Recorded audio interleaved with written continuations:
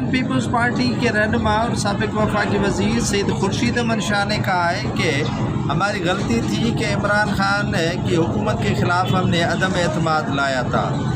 اس وقت کے army chief کو ایکسٹینشن دینا ضروری تھا۔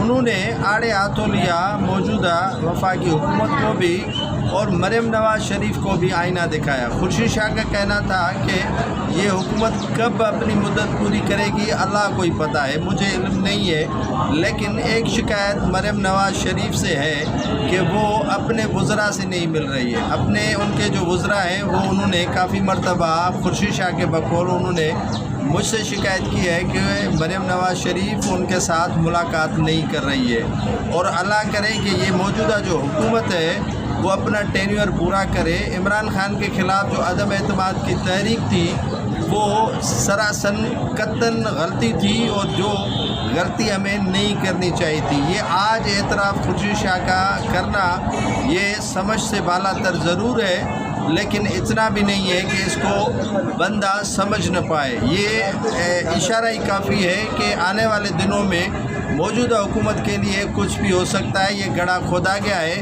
جس میں اب گرنے کی باری کسی اور کی ہونی ہے۔